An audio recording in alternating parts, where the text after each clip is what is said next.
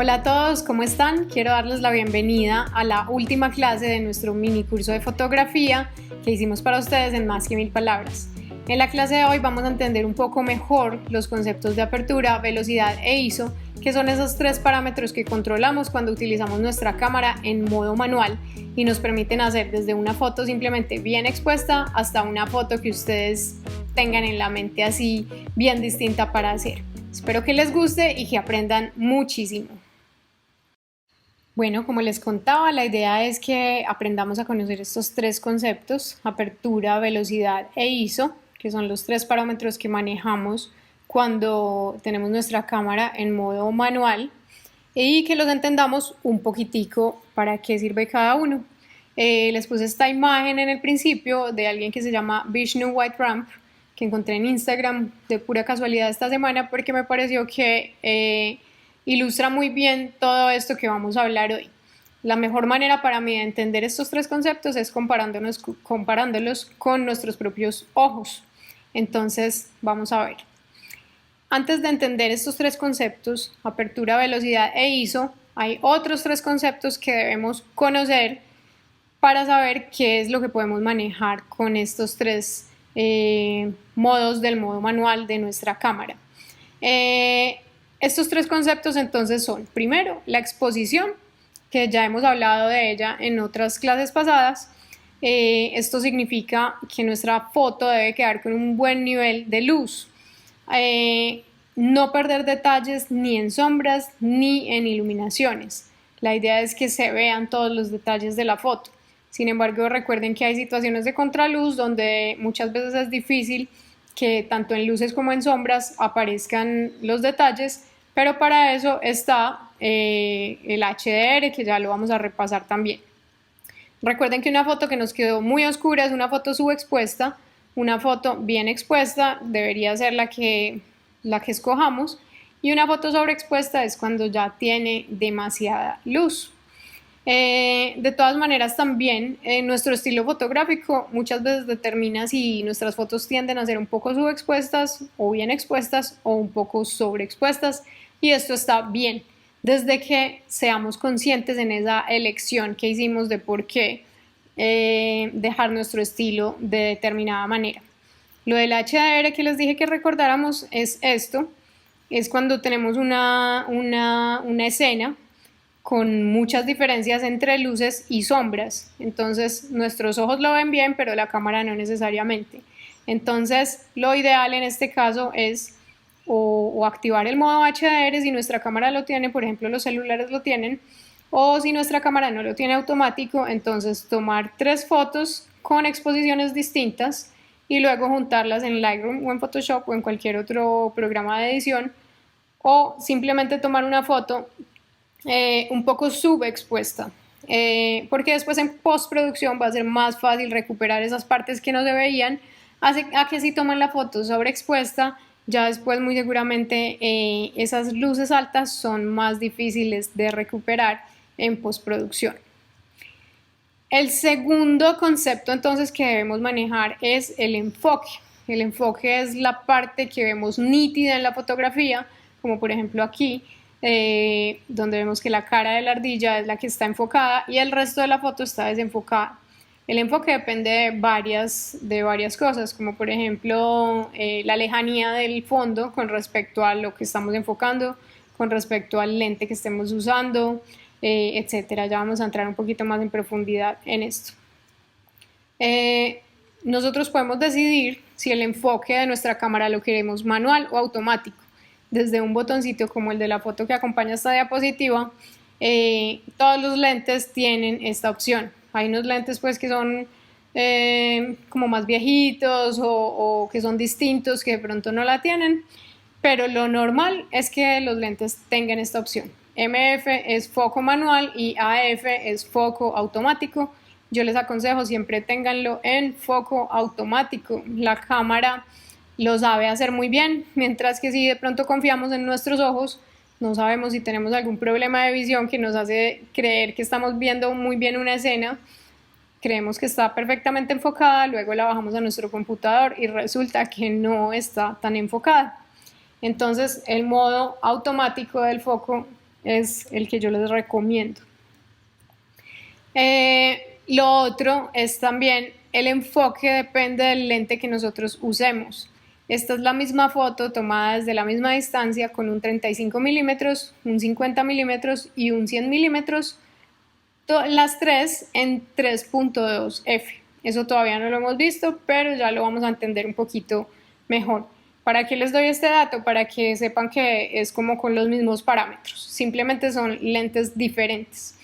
Como podemos ver en la foto de 35 milímetros comparada con la foto 100 milímetros, vemos que la tomada con el lente 100 ya nos genera más desenfoque en el fondo, mientras que 35 milímetros se ve todo medianamente enfocado. 50 milímetros sería pues como un caso intermedio. Otra diferencia que se puede ver en esta foto, que es algo que también es pertinente que entendamos en este momento, son las distancias focales. Las distancias focales se refieren a qué tan amplia permite una imagen dependiendo, por ejemplo, el lente. Estos tres son lentes fijos, o sea, no tienen zoom, lo que llamamos comúnmente como zoom. Si yo me quiero acercar o alejar del objeto, yo misma soy el zoom, o sea, yo me tengo que acercar o alejar. Mientras que un lente que, por ejemplo, sea un 18-55, que es un lente muy popular que viene por defecto en muchas cámaras, o un 24-105, estos son lentes que tienen zoom, como lo hablamos normalmente. En fotografía diríamos que son teleobjetivos, que es una palabra pues más técnica. Y por ejemplo 24, entonces comparándolo con esto sería una imagen incluso más amplia que 35. ¿Por qué? Porque tiene un número menor. Entonces 24 milímetros me saca una imagen más amplia que la de 35 milímetros que está ahí. 105 se vería un poco más acercada que como la vemos acá. Y hay otros lentes que sirven para acercamientos, como son 70-300 o 300 milímetros fijos, mejor dicho, lentes hay muchísimos. Y el enfoque nos va entonces también a variar según ese lente que nosotros usemos. La cámara tiene varios modos de enfoque, como por ejemplo vemos aquí. Esto es de una cámara Canon, puede ser distinto en Nikon o en Sony o en otras marcas. Realmente esta es la que yo manejo y sé las opciones que tiene. Habría que analizar pues como cada equipo en particular. Por ejemplo, el modo One Shot lo utilizamos si la escena está estática, nuestro sujeto no se está moviendo, yo tampoco me estoy moviendo, no está pasando nada. iServo, que es el último, lo usamos si el sujeto se está moviendo, entonces sirve para que la cámara siga el foco mientras el sujeto se mueve. Si lo ponemos en iFocus, lo que hace es cambiar de One Shot a iServo si es del caso. Por ejemplo, tenemos una escena estática, pero de pronto el sujeto se empieza a mover y nosotros no lo esperábamos, entonces ella cambia inmediatamente al otro modo. iServo es muy útil, por ejemplo, cuando vamos a tomar fotos de mascotas o de niños o de deportes, cuando el sujeto se está moviendo, viene un niño corriendo hacia nosotros, una mascota persiguiendo una pelota. Hacer esos enfoques normalmente es bien difícil porque mientras enfocamos y disparamos ya ha perdido el foco, mientras que en este modo trata de garantizar que a pesar del movimiento siempre esté enfocado ese sujeto. Tenemos que entender también el desenfoque. Fíjense la diferencia entre estas dos fotos. La foto de la izquierda es una foto que tiene desenfoque de lente, donde el desenfoque se da es por la distancia que hay entre el objeto que nosotros enfocamos y el fondo o las cosas que haya hacia el frente. Por ejemplo, la hoja de esa planta que se ve ahí está mucho más cerca de nosotros. El perrito amarillo o verde amarillo, no sé, está un poco más lejos del perrito negro, que es el que tiene el completo enfoque en esta foto. E incluso la matera está más lejos, entonces se ve más desenfocada.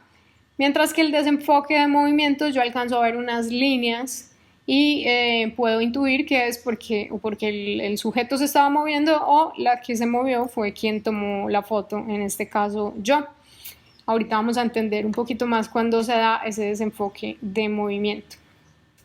El tercer parámetro entonces es la profundidad de campo. Recuerden que primero fue exposición, el segundo fue enfoque, y profundidad de campo tiene mucho que ver con el enfoque. ¿Qué es profundidad de campo? Es simplemente la zona de la fotografía que se aprecia nítida. Como en el ejemplo que está aquí, casi todo está enfocado. Cuando casi todo está enfocado, decimos que la foto tiene mucha profundidad de campo. Cuando hay pocas cosas enfocadas, decimos que la foto tiene poca profundidad de campo, como el ejemplo de la ardillita, donde la ardilla era la que estaba enfocada y el resto no se veía tan enfocado porque había mucha diferencia entre el fondo y la ardilla. Aquí está el ejemplo de los dos casos, uno al lado del otro. Cuando yo estoy muy lejos de lo que voy a tomarle la foto, por ejemplo en una foto de paisaje o de un lugar así, casi todo me queda enfocado, entonces puedo decir que tiene mucha profundidad de campo. O sea, todo en la foto está enfocado o la gran mayoría de la foto está enfocada. Mientras que esto es un acercamiento de unas flores que estaban ahí en ese mismo jardín. Las flores eran tan pequeñas que incluso entre unas y otras había distancia. Si se fijan bien en la foto, hay solo una flor muy enfocada y las otras se ven ya un poco desenfocadas. La parte verde se ve muy desenfocada porque estaba bien lejos de esa florecita que enfoqué pues al principio en la que me acerqué más. Entonces esta foto, como tiene más área desenfocada, uno dice que tiene poca profundidad de campo. La profundidad de campo también la puedo controlar mucho con respecto al lente que use. Recuerden que entre sea un lente más acercado o entre yo más haga zoom, más desenfoco el fondo. O también si yo misma me acerco o me alejo del fondo. Esta es unas fotos distintas de la misma niña con el mismo lente que varía simplemente la distancia entre nosotras. La primera foto yo estaba mucho más alejada y ella sale de cuerpo completo. La segunda me acerqué un poco más y la tercera estaba bien cerca. Fíjense la diferencia entre el desenfoque del fondo de la primera foto con la última foto. La última sale mucho más desenfocada que la primera foto. Una pregunta que me hacen mucho es ¿cómo hago para hacer fotos bonitas en un lugar que no es tan lindo? Entonces traten simplemente de hacer esto. Acérquense mucho al sujeto o utilicen un lente bien acercado o muy abierto. Esto todavía no hemos hablado, pero ya vamos a hablar. ¿Para qué? Para que ese fondo pierda detalle y no sea el protagonista, sino que el protagonista sea a quien sea que nosotros le estemos tomando la foto. Entonces ahora sí vamos a hablar de esos tres elementos que controlan nuestra cámara. Con ellos tres vamos a poder manejar estos tres conceptos que acabamos de ver. Nuevamente, exposición, que es el nivel de luz que hay en la cámara, enfoque y profundidad de campo, que van pues uno de la mano del otro. La mejor forma de entender esto, como les decía al principio, es comparándolo con nuestros propios ojos. Es lo más fácil. Yo cuando empecé fotografía, empecé de hobby y la verdad fue todo muy empírico. Yo no estuve en clases ni en ningún curso, nadie me estaba enseñando, solo leía algunos artículos, me leí el manual de la cámara, ensayaba, pero no entendía del todo estos conceptos. Me demoré más o menos unos 2 años en entenderlo. No es que ustedes también se vayan a demorar todo esto. ¿Por qué? Porque simplemente cuando encontré la analogía con nuestros propios ojos, lo entendí ahí mismo. Entonces dije, bueno, ojalá hubiera sabido esto desde un principio para no demorarme tanto en entender los tres. La primera entonces es la apertura. ¿La apertura de qué? Del diafragma de la cámara. ¿Qué es el diafragma de la cámara? El diafragma es, hagan de cuenta, nuestra pupila. La pupila es ese circulito negro que vemos en el ojo que se expande o se contrae dependiendo del nivel de luz que haya. Entonces, si ustedes son de ojos claros o conocen a alguien de ojos claros, se dan cuenta que si le miran los ojos en la noche, lo normal es que tenga la pupila bien dilatada, o sea, esa partecita negra del ojo, el circulito, bien grande, mientras que cuando está de día esta parte la tienen más pequeñita. Esa es la pupila. Cuando hay muy poca luz, esa pupila necesita ponerse súper grande para que entre la mayor cantidad de luz posible. Mientras que si hay mucha luz, entonces esa pupila se cierra para que no entre tanta luz y no moleste el ojo. Lo mismo le pasa a la cámara. Si estamos de noche o hay muy poca luz, entonces la pupila va a necesitar estar abierta, el diafragma va a necesitar estar abierto. En cambio, si hay mucha luz, entonces necesitamos un diafragma cerrado. Aquí tenemos los ejemplos con un lente. Esto sería en una apertura de 1.8. No les he explicado que en los lentes lo podemos reconocer con la letra F. Entre más bajita sea, quiere decir que más luz le entra, y entre más grande sea el F, menos luz le entra. Como por ejemplo aquí. Esto es un diafragma muy abierto, o sea, le entra mucha luz y es F1.8. Esto sería un F5.6, o sea, ya restringe un poco la entrada de luz, se va cerrando. Y esto es un F18, que es mucho más cerrado, o sea, restringe bastante la entrada de luz. ¿Qué más diferencias hay entre estos tres? Cuando tenemos el diafragma muy abierto, entonces no solo nos entra mucha luz, sino también el enfoque se reduce a una parte más pequeña de la foto. A medida que yo voy cerrando el diafragma, entonces más partes de mi foto van a quedar enfocadas. Recuerden siempre eso. Ahorita lo vamos a ver con otros ejemplos. Aquí está, por ejemplo, la misma foto de estos carritos tomada en una apertura de 2, de 4 y de 14. La más abierta es 2. Recuerden que en menor número, más abierto, y a mayor número, más cerrado. ¿Qué diferencia hay entre la primera y la última foto? Cuando tenemos el diafragma súper abierto, entonces empezamos a ver el fondo más desenfocado. Mientras que cuando tenemos el diafragma bien cerrado, entonces la mayor cantidad de nuestra foto queda enfocada a pesar que haya una diferencia significativa entre el objeto principal y ese fondo. Recuerden entonces que les dije ahorita que entre más abierto el diafragma, más luz entra. Y entonces entre más cerrado, menos luz entra. Una pregunta que me hacen bastante cuando muestro este ejemplo es, entonces, ¿por qué las tres tienen la misma cantidad de luz? Y es simplemente porque recuerden que nos faltan los otros dos, que es la velocidad y el ISO. Un ejemplo, adelantándonos un poco a esos conceptos. Si yo ya tengo la pupila muy abierta y me está entrando más luz, entonces voy a necesitar menos tiempo para ver. Mientras que si en F14 me está entrando menos luz, muy seguramente voy a necesitar más tiempo para ver. Entonces yo puedo hacer que mi foto me quede con la misma cantidad de luz combinando esos tres de manera distinta. Es simplemente cuestión de decidir primero qué quiero y después de manejar un poquito esos tres. Aquí hay un ejemplo de un retrato tomado con un 50 milímetros que les he dicho que es mi lente favorito, a 1.4. Eso quiere decir que está bien abierto. Fíjense que el enfoque está más que todo en el ojo de ella. Esto es una de mis recomendaciones cuando tomen fotos de retratos. El enfoque siempre tiene que ir en los ojos porque los ojos es lo primero que miramos de alguien. A 1.4 es tan sensible el enfoque que fíjense que incluso la ceja de ese mismo ojo que está enfocado ya sale desenfocada. ¿Por qué? Porque la ceja está un poco más adelante del ojo que sí está enfocado. Y ahora miren el ojo de atrás, está mucho más desenfocado porque la distancia es mayor. Eso no pasa, por ejemplo, en este otro retrato, que es con el mismo 50 milímetros, pero la apertura es de 2.8. Sigue siendo bastante abierta, pero no tanto como en este otro caso, y aquí no es tan sensible. Si ella, por ejemplo, estuviera de frente, vemos que tendría enfocada el ojo, la nariz, la boca, aquí incluso se ve enfocado los aretes, el pelo.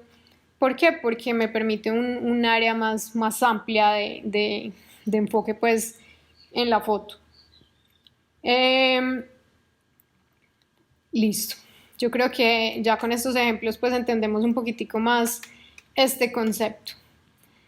Aquí era una foto de noche, muy oscura, entonces nuevamente abrimos bastante el diafragma para que entre la mayor cantidad de luz posible y además porque no tenía trípode y necesitaba disparar lo más rápido posible. Recuerden que entre más abierto esté, más luz entra, entonces menos tiempo voy a necesitar de obturación. Ya vamos igual a ver este concepto. Como está bien abierta a 1.8, si miran la parte de la foto que está más cerca a mí, está bien desenfocado porque ese desenfoque es sensible, pues como les digo, a la distancia entre el sujeto y el fondo o lo que haya delante de él. Este es en ese mismo lugar de unas velas con el mismo lente pero a f1.4. Si miran bien la foto hay una sola vela enfocada, o sea las otras no están tan enfocadas porque están a distancias diferentes. Cuando en el fondo vemos como esos círculos provocados por el desenfoque de la luz, a esto le llamamos bokeh y es algo que a mí personalmente me parece muy bonito usar en fotografía. El bokeh es como esa luz desenfocada que vemos por ejemplo también en este otro retrato. Aquí se forma el bokeh por la luz que se filtra entre las hojas de los árboles. Esta es una calle oscura, también necesitaba abrir bastante, entonces estaba con el 50 milímetros a 2. Esto es una escena nocturna en una calle muy oscura, solamente había una luz como de un poste pues de luz, pero no estaba tan cerca, entonces utilizamos f1.4 en el 50 milímetros y también podemos ver que en el fondo hay un bokeh bien bonito de las luces de los edificios y de los carros, ese bokeh que se refleja en esa agua del lago que aparece pues detrás. Este es otro ejemplo bien distinto de una foto de día, de un paisaje urbano que vemos bien enfocado, tomado con un 35 milímetros a f4. Recuerden que el 35 milímetros me permite una imagen más amplia, mientras que el 50 milímetros cierra un poco el plano de la imagen. Entonces en este caso por eso usé este lente, porque puedo ver más de ese paisaje, quería que se viera pues como completo este monumento pues que es de lo más nuevo que hay en Nueva York en este momento. Ya no utilicé diafragmas tan abiertos porque no necesitaba como esos desenfoques, antes al revés quería que todo se viera más bien enfocado, entonces por eso decidí con un f4. Este es con el 100 milímetros que fue el mismo lente del ejemplo de la niña en el bosque que tenía las tres fotos, una de lejos, una mediana y otra más cerca, a 5,6. Esto me permite que acercarme mucho más a ese puente que realmente estaba bien lejos de donde yo estaba y los edificios del fondo salen más o menos enfocados, no salen tan desenfocados. Bueno, el siguiente parámetro entonces es la velocidad. La velocidad es el tiempo que toma el disparo de la cámara, que llamamos obturador, para permitir esa entrada de luz. Un buen ejemplo es nuevamente con nuestros ojos. Llegamos a una habitación muy oscura, ya la pupila se puso súper dilatada, grande, para permitir la entrada de luz y de pronto no hay luz en ese cuarto. ¿Cuánto nos demoramos en ver? Lo normal es que nos demoremos un ratico en acostumbrar el ojo a esas condiciones bajas de luz. Eso mismo le pasa a la cámara. Cuando hay poca luz, ella muy seguramente va a necesitar más tiempo para que la foto quede con una mejor exposición. Cuando disparamos lento, tenemos muchas veces el problema que la foto nos va a quedar movida. Mientras que cuando disparamos rápido pasa como en este ejemplo, que a pesar de que hay un movimiento no se ve en la foto y a esto le decimos congelado. ¿Por qué quedó congelado? Porque disparó rápido, mientras que si dispara lenta se hubiera visto ahí pues como el trazo del movimiento. Ahorita hay unos ejemplos de esto. Este fue un ejemplo que saqué de internet. Estas no son fotos nuestras. Hago la aclaración pues porque me gusta ser como muy correcta con los derechos de autor. Es el mismo molino en las tres fotos. En las tres fotos el molino se está moviendo, pero en la última parece como que estuviera estático y en la primera parece como que estuviera girando más rápido, pero es simplemente un efecto porque la velocidad de la primera foto fue mucho más lenta, la velocidad de la segunda foto fue una velocidad intermedia y la última foto fue una velocidad súper rápida con la cual se disparó. ¿Esto cómo se mide? Con un fraccionario muy sencillo, no se asusten, esto es simplemente, ese número 1 es un segundo, entonces el primero sería un cuarto de segundo, el segundo un sesentavo de segundo y el tercero una milésima de segundo. ¿Cuál es más rápido? Por supuesto la milésima de segundo comparado con el cuarto de segundo que es más lento. Nuevamente aquí, ¿no dijiste pues que entre más lento, más luz le entra a la cámara? Sí, pero recuerden que esto es una combinación entre apertura, velocidad e ISO, entonces muy seguramente con combinaciones diferentes de los otros dos, logro la misma exposición en las tres fotos, pero en una con efecto de movimiento y en otras sin efecto de movimiento. Un valor de referencia súper importante para esto, para mí, yo lo utilizo muchísimo, es 1:80. Yo trato de no bajar de esa velocidad cuando estoy tomando fotos sin trípode a escenas pues donde están ocurriendo cosas. ¿Por qué? Es la velocidad mínima que me permite tomar una foto a pulso sin que me vaya a quedar movida, obviamente siempre y cuando el sujeto o el objeto también esté más o menos quieto. Entonces es una medida que yo tengo mucho de referencia porque si empiezo, por ejemplo, a ver que necesito, ya tengo el diafragma súper abierto, sigo tomando la foto y la tomo en 1:80, me sigue quedando oscura, entonces en vez de bajar velocidad, más bien empiezo a subir ISO para evitar movimiento en la foto. Aquí hay varios ejemplos de disparos lentos, cuando tenemos muy pocas condiciones de luz, como en este caso. Esto fue en un curso de astrofotografía que hice en Villa de Leyva. Si ustedes estuvieran ahí paradas donde está esa foto, la Vía Láctea no se ve realmente así.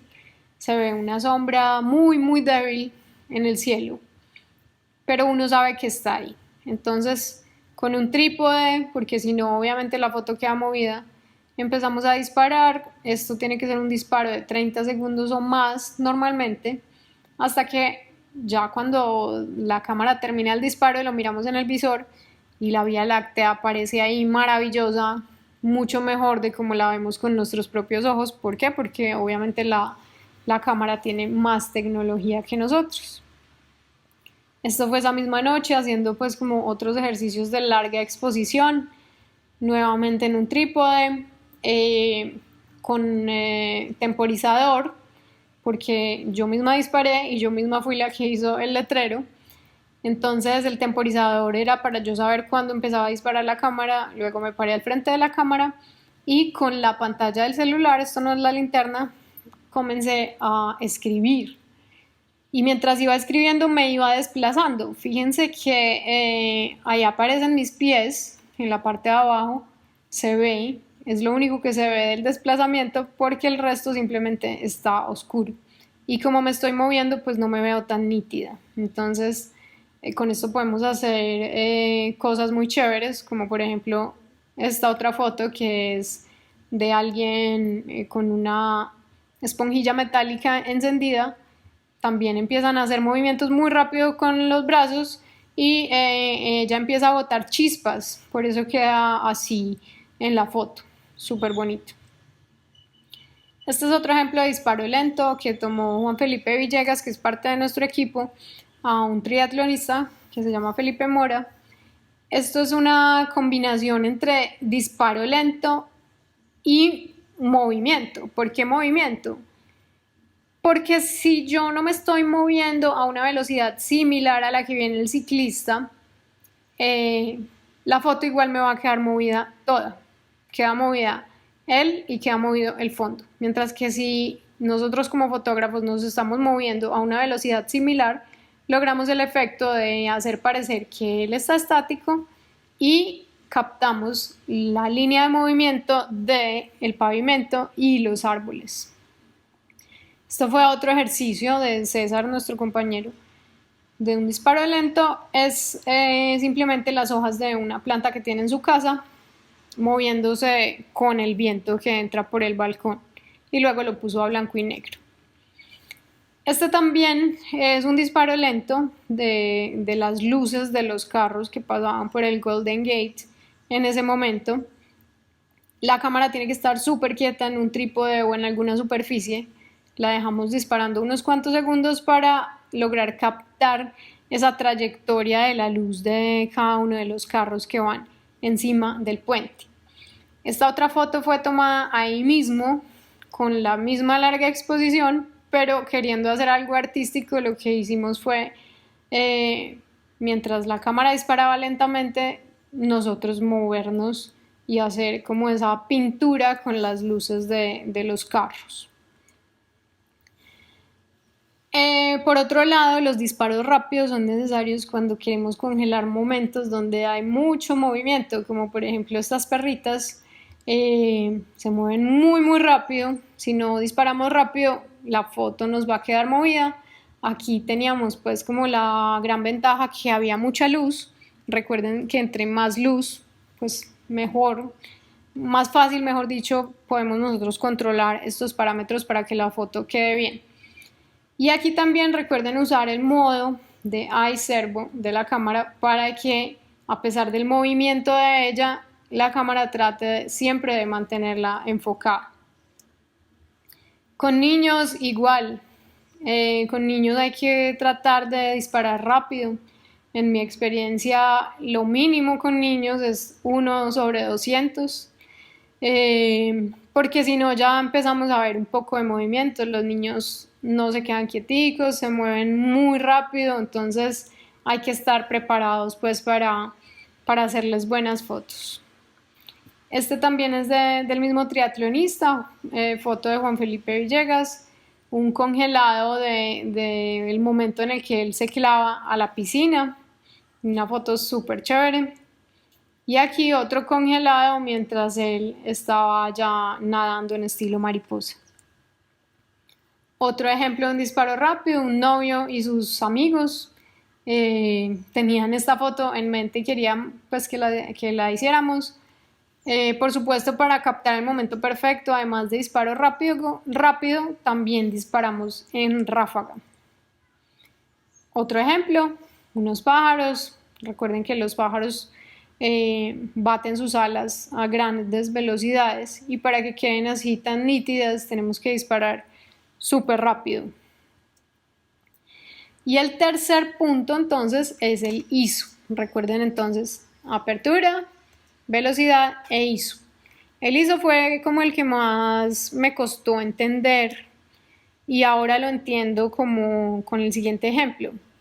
Llegamos a esa misma habitación oscura, tenemos la pupila ya súper dilatada, tratando de captar la mayor luz posible. Llevamos más de 1 minuto ahí, seguimos sin ver, no hay luz en el lugar. ¿Qué hacemos? Sacar el celular y prender la linterna para ayudarnos a ver un poco mejor. Para mí el ISO es más o menos eso mismo. Es una luz que, entre comillas, se inventa la cámara para ayudarnos a ver mejor esa escena. A eso le llamamos la sensibilidad ISO, que es la capacidad que tiene ese sensor de la cámara para captar luz. Con ese ejemplo que les di, entonces es muy fácil ver que si la escena tiene bastante luz, yo no voy a necesitar prácticamente nada de ISO. Mientras que si la escena tiene poca luz, necesito empezar a subir el ISO. Esto lo vemos en este ejemplo que les hice. Cuando yo tengo una escena con mucho sol o luz intensa, lo normal es que el ISO que utilice esté entre 100 y 400 aproximadamente. Cuando tenemos un día nublado o estamos en sombra, lo normal es que sea entre 400 y 800. Y ya de ahí en adelante, entre más oscura sea la escena, más necesito subir el ISO, desde 800. ¿Hasta dónde? Eso va a depender de la cámara que ustedes tengan. ¿Por qué? Porque el ISO tiene la siguiente consecuencia, que es esto. Esto que ven en esta diapositiva se llama ruido. Entre más yo suba ISO, más ruido genero en mi imagen. ¿Qué pasa? Si yo tengo una cámara full frame de las más avanzadas, esto ya no es tan visible. Entonces, por eso les digo, yo por ejemplo cuando no tenía full frame, nunca subía más de ISO 1600 porque ya me parecía que la foto perdía mucha calidad. Ahorita con la full frame que yo uso, puedo subir mucho ISO y no se ve prácticamente nada de ruido. He hecho fotos hasta con 6400, 8000 y a duras penas se empieza a medio notar en esos valores tan altos. Entonces, la invitación es a que ensayen hasta más o menos dónde les da el equipo de ustedes para que la foto se vea bien. Aquí hay unos ejemplos. Esta es una habitación donde se estaba arreglando esta novia, un poco oscura, aunque tenía pues esta luz de lámpara y también tenía un poco la luz de la ventana hacia ese mismo lado. Con la otra cámara que usaba antes, que no era full frame, jamás me imaginaba yo usar un ISO 2500, para mí era inconcebible. Ahorita la verdad es de los ISOs que más uso. Vemos como aquí no hay ningún nivel de ruido por el momento. Esta fue una de las primeras veces que subí muchísimo ISO, fue un matrimonio simbólico dentro de una maloca. Empezó a oscurecer y yo no quería usar el flash porque sentía que iba como a matar la magia de la luz que había en el lugar. Y empecé a tomar las fotos en ISO 5000. De hecho, fíjense que aquí a la salida, incluso el disparo pudo haber sido más o menos rápido. Yo calculo que fue más o menos 1 en 80 en este momento.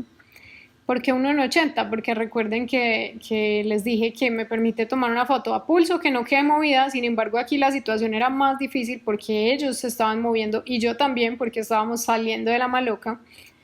Pero alcanzó a ver algunas manos con movimiento. ¿Por qué? Porque las manos iban más rápido pues, de lo que iban ellos saliendo pues, de la iglesia, de la maloca. Esto fue otra foto que quedé cautivada de esa escena en ese momento, pero estaba extremadamente oscuro. Entonces subí muchísimo ISO y fíjense que la foto no se ve como que tenga así mucho ruido, no. Se ve de bastante buena calidad de todas maneras. Esta fue otra foto un poco difícil de tomar porque las condiciones de luz eran bajas y además teníamos estas personas haciendo este show aquí, estas maromas, o sea, se estaban moviendo bastante rápido, o sea, necesitaba una velocidad rápida. Fíjense que así es como uno empieza a decidir qué es lo más importante ahí, que me salga la escena congelada. Entonces yo digo, ok, no puedo bajar de 1 en 80, de hecho 1 en 80 ya es bajito si algo se está moviendo, entonces lo pongo en 1 en 200. Abro el diafragma lo más que pueda, no recuerdo exactamente hasta cuánto me dio en ese momento, y entonces empecé fue a subir ISO hasta que logré la foto como la quería. Otra foto de una novia al atardecer entrando al salón de su recepción en ISO 3200. Yo personalmente prefiero las fotos sin flash, aunque lo uso, ya les he contado, lo uso en algunos casos, pero desde que yo vea la escena y tenga la posibilidad de trabajar sin flash, me gusta más el ambiente que transmiten las fotos. Este es un gráfico que encontré en internet, ahí pueden encontrar la referencia donde nos muestra la relación entre estos tres. ¿Para qué? Para que nos empecemos a acostumbrar, porque a veces puede ser un poquito abstracta o difícil la decisión de cómo vamos a tomar nuestra foto, que si abro el diafragma, que si lo cierro, que si disparo más rápido, que si más lento, que si necesito más ISO, menos ISO. Entonces aquí les dice qué pasa cuando mueven cada una de estas tres variables. Aquí les tengo algunos tips para que logren fondos desenfocados. Recuerden siempre usar el zoom si lo tienen, acercarse al objeto usando el zoom óptico de la cámara. Recuerden no usar los zooms digitales del celular, pero si tienen modo retrato sí lo pueden usar. Entre más número tenga el lente si es fijo, más me va a desenfocar el fondo. Por ejemplo, un 100 milímetros me desenfoca mucho más que un 50 milímetros. Un 300 milímetros me desenfoca muchísimo más que un 50 o un 100. Lo otro es abrir mucho el diafragma. Recuerden que entre más abierto, más sensible es ese enfoque. O sea, menor área me queda enfocada, el fondo me queda más desenfocado. Lo otro que pueden usar cuando de pronto van a tomar fotos con celular o no tienen estos otros medios, o incluso si los tienen pero además desean optimizar, es que entre más alejado esté el objeto del fondo, más me va a quedar desenfocada ese fondo pues de la fotografía, incluso con el celular. Entre más lejos esté el fondo del sujeto, más desenfocado queda. Unos tips para que las fotos no nos queden movidas. Lo ideal es que haya la mayor cantidad de luz posible. Si no hay tanta luz, entonces voy a necesitar empezar a usar trípode. El trípode nos ayuda a estabilizar esa imagen y además no bajar de 1 en 80, por lo que les digo, recuerden que esa es una medida que me permite tomar fotos que no quedan movidas a pulso. Si necesito bajar de 1 en 80, puedo usar entonces el trípode o simplemente ser consciente que me va a quedar movida y hacer algo artístico como el ejemplo que les puse ahí. Algunos tips para que la exposición de las fotos les quede correctas. Entre más luz haya, recuerden que es mucho más fácil hacer la foto. Lo segundo es nivelar sombras. Si de pronto tenemos muchas sombras que no queremos, porque recuerden que todo esto es de acuerdo a lo que yo decida, entonces simplemente intenten tomarla desde otro ángulo, tal vez más de frente a la luz, o rebotar un poco la luz con alguna superficie blanca, o a no ser que ustedes estén buscando las sombras, entonces lo dejan así. Recuerden cuidar los detalles, no perder detalles ni en iluminaciones ni en sombras. Si esos detalles se están perdiendo, algo puede estar saliendo mal o simplemente estoy en una situación de contraluz. De eso ya hablamos mucho. Acuérdense que siempre está la posibilidad de hacer el HDR. Mi forma de empezar a combinar estos tres es que yo primero decido el diafragma normalmente. ¿Por qué? Porque a mí me gustan los fondos desenfocados. Entonces yo casi siempre mantengo mi lente en f2.8. A no ser que lo quiera incluso más desenfocado o necesite más luz porque ya la situación de luz esté pues más oscura. Entonces para mí 2.8 es una medida de referencia. Lo segundo, recuerden la velocidad. Yo ya tengo mi diafragma en 2.8. La foto me está quedando oscura, bajo a 1 en 80, entonces tomo la foto. Si me sigue quedando oscura, entonces lo que necesito ya es subir el ISO. Si no quiero subir ISO, entonces sé que necesito un trípode porque ya no podría, digamos, abrir más el diafragma por no sacrificar enfoque o porque ya no da más. Y si no uso un trípode, entonces me va a quedar movida. Entonces así es como ustedes empiezan a decidir. Bueno, quiero el fondo desenfocado, entonces pongo el diafragma de 2.8 para abajo. ¿Quiero movida o no quiero movida? No quiero movida, entonces ya sabes que no puedes bajar de 1 en 80. Y el ISO es lo que cuadran al final según las condiciones de luz que tengan. Y recuerden la diapositiva donde mostraba que en un día soleado entre 100 y 400, que en un día nublado o sombra entre 400 y 800 y que cuando ya está muy oscuro más de 800 de ISO. Después de ya nosotros saber manejar un poco esto, entonces la otra mitad del camino para convertirnos en muy buenos fotógrafos es la edición. Esto es todo un mundo nuevo por explorar. Muchas personas creen que si saben manejar Photoshop o Illustrator o Camera Raw o lo que quieran, entonces ya saben editar. Y nos damos cuenta que no. ¿Por qué? porque si no manejan todos los conceptos que vimos en este primer curso de fotografía, de más que 1000 palabras, no van a saber qué hacer con esa foto, así supuestamente sepan manejar el software. Para mí, alguien que edita bien una foto es alguien que, así sea en una aplicación del celular, coge una foto y la deja mejor de como estaba antes.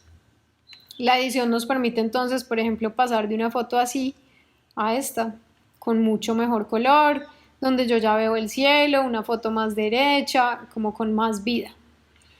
De una foto normal de cualquier cámara con unos tonos súper estándar a unos tonos muy característicos de nuestra marca Más que 1000 palabras, una foto más centrada, como con más énfasis en ellos. Y bueno, todas estas fotos que les estoy mostrando acá solamente han sido editadas en Lightroom, no tienen nada de Photoshop.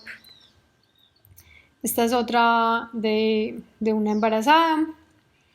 Esta es otra embarazada que al principio la foto quedó así y después de arreglarla recuperamos mucho el color. ¿Por qué? Porque recuerden que lo ideal es que la foto nos quede bien expuesta. Esta foto estaba sobreexpuesta, ya yo había perdido unos detalles, sobre todo en iluminaciones. Entonces decidí oscurecerla y darle un poquito más de temperatura, o sea, dejarla un poco más cálida. Muchas veces nuestra cámara no sabe bien qué está pasando en algunas situaciones de luz. Entonces, como por ejemplo en esta foto, que se ve muy blanca, aprovecho para contarles algo que me han dicho mucho.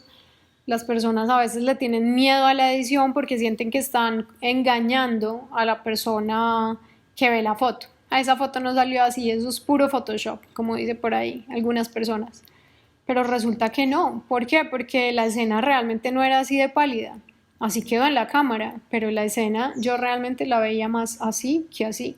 Entonces la edición me permite recrear nuevamente lo que yo sí estaba viendo en la escena, más que lo que la cámara quiso decidir de cómo quedaba esa foto. Entre menos luz, más difícil le va a quedar a la cámara decidir qué es lo que está viendo. En esa foto había realmente, en ese momento, había un atardecer así súper tenue, todo bonito ahí atrás, que no quedaba en la foto original. Entonces al editarla pudimos recuperar esos detalles. Photoshop es más utilizado para hacer retoques puntuales de foto por foto, mientras que Lightroom me permite, por ejemplo, procesar todo un matrimonio, como por ejemplo este, donde tomé más de 2000 fotos. En Photoshop sería muy tedioso abrir 2000 fotos una por una y trabajarlas una por una. Lightroom me permite, por ejemplo, en todas estas fotos que quedaron así a esta misma hora, 20 fotos que quedaron iguales, edito una y a las otras 20 les hace exactamente lo mismo que yo le hice. Entonces el flujo de trabajo en Lightroom es muchísimo más ágil, mientras que en Photoshop yo trabajo foto por foto, detalle por detalle, cuando quiero hacer como piezas más especiales. Ahora, ya que terminamos la clase, comienza tu propio camino, donde vas a empezar a congelar en las más lindas imágenes para siempre cada pequeño eterno presente de tu vida. Recuerden que esta fue mi definición de fotografía en la primera clase.